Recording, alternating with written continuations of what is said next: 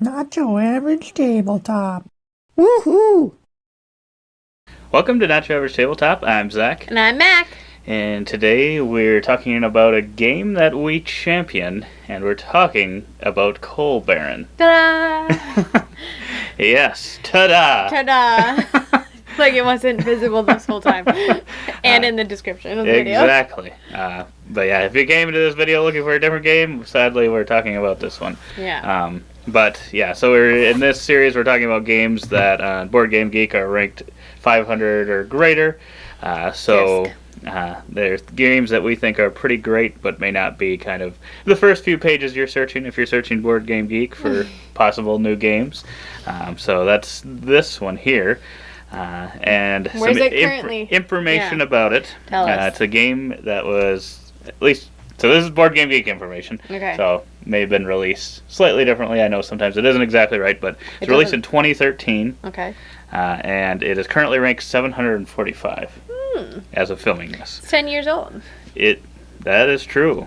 And it is a Michael Kiesling and Wolfgang Kramer game, which are Kiesling and Kramer. I think they do a lot of games together. I found a few of them. I don't know if we have that many, and I'm sure I'm going to forget some big ones, so any Kiesling and Kramer fans out there, let us know in the comments below what other major games they've done, and I know they've done things by themselves and stuff too, but they've got Tikal, Porta Negra, the Palaces of Carrara, and Asara are some of the ones that I found when searching. But I think they have a lot of different ones. I've played none of those. Yeah, I have not played any of those either, Whoops. but I think they were all ranked decent as well. I don't know if any were in the top 500, but okay.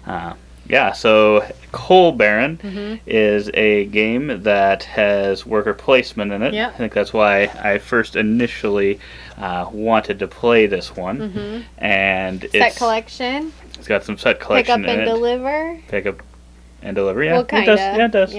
Yeah. To kind of fulfill those contracts. Yeah, I would agree. Yes. But yeah, I think the thing that got me hooked, and I think there might be some other games that do this as well, but I liked the theme, and then also the way the worker placement works, I think I thought was unique. And like I said, I think other games have done it as well, but this one I think was the first one I knew of that did it, where you kind of are. You can go. The first person to go to a spot kind of only pays one worker. In this game, you get a ton of workers.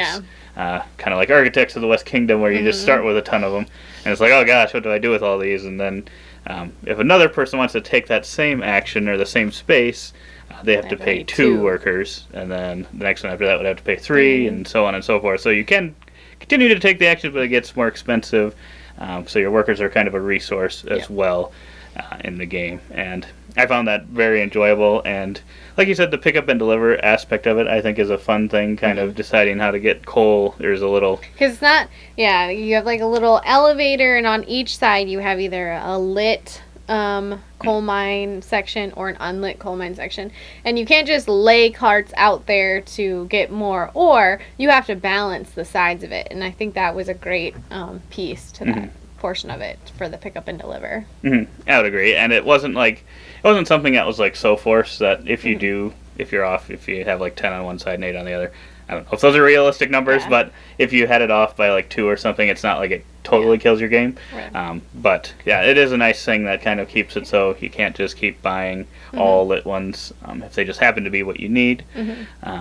But yeah, I really like how all of those things come together in this one. It kind of feels a little thematic with the coal. I was just going to say, like, down. I don't think we went over like what the basis of this game is, and I feel like it is very thematic because the main board is like you're a coal baron, right? So you can buy mine carts to put down in your shaft. You can buy orders for yourself to fulfill.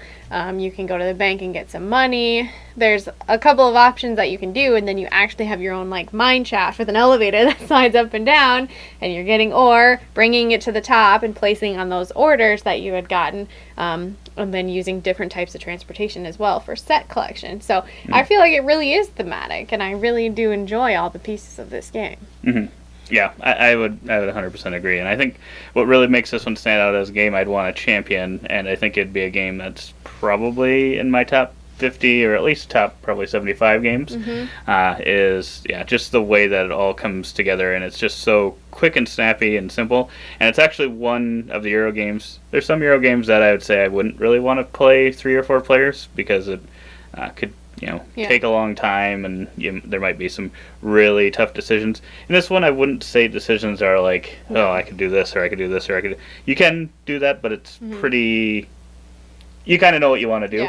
Yeah. So I think this one plays great at 3 and 4 players. Yep. I would say the 2-player isn't probably the best. You can play it at 2, but I think there's just the way that it scores the big points in the game.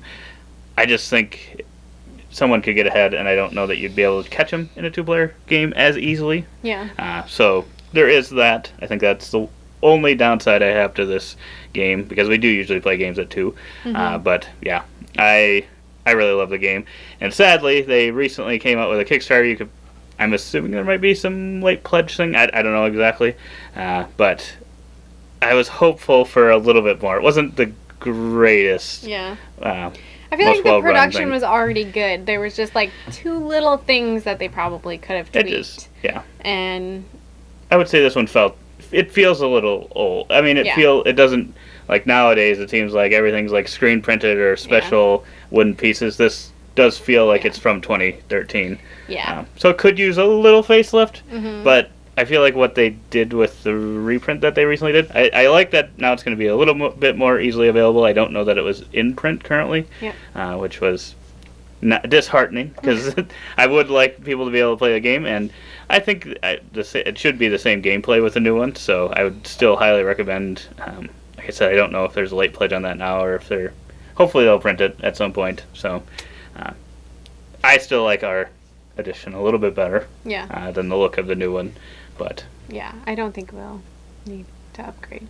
But yeah, I really love the game. It's one of my favorites. I wish we played more, and it's a very quick game. Yeah, I don't have a lot of love for Euro games. I think a lot of in my top 50 are Euro games, but I also have a lot of Urban Right games and others. But I feel like Coal Baron is one that probably is like this undersell for me, because I don't play it a lot, but I often am like, when it's if we're talking about it or someone asks, oh, what's this game on their shelf or whatever, I'm like, it's actually a really good game. And so it's kind of like this kind of slow build, underwhelming game, but it actually is super good. We just don't play it all that often. Probably because of the 2-player thing, but it is. I feel like it could be in my top 60 or 75 or 100.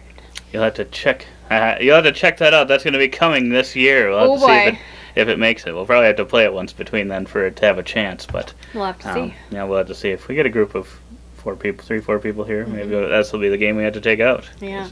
Yeah. It is a shame, because I do really love the game quite a bit, and I didn't know that you liked it that much. So I do. So I'm excited to hear that. But if you want to see us do a playthrough or anything, any additional content on this game, definitely let us know in the comments below. We'd love to do that. But otherwise, I hope to see you on the next videos. You can check out some of the other games we've championed so far. Go on to Board Game Geek if you have played this game and you love it, and rate it. That way we let's can get it in the top 500. I want this to all be irrelevant. I don't even think I have it rated, so I'm going to have to follow my own advice. Yeah, I think it's probably tough for a 2013 game. But, I mean, there's the reprint, but then there's probably going to be another entry in Board Game Geek that's going to be the new version, so then it's going to probably not help it. That's not fair. It's it should really be together. Anyway, I think there's some controversy on that. We'll talk to BGG. Yes, that's what we'll do. But otherwise, we hope to see you on the next one, and as always, don't forget to keep on nibbling on our content.